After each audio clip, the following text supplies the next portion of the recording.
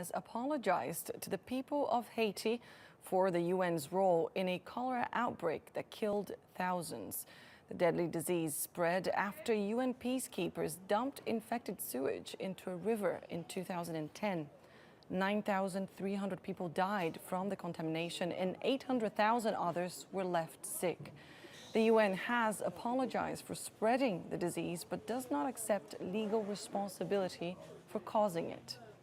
Karaman Halishelik has the latest from New York. In a carefully worded public apology, the UN Secretary General Ban Ki-moon apologized to the people of Haiti for the UN's role in the 2010 cholera outbreak in the island nation. Mr. Ban did not take full responsibility on the part of the UN, but he said he was profoundly sorry for the organization not doing enough to prevent suffering in the island so far.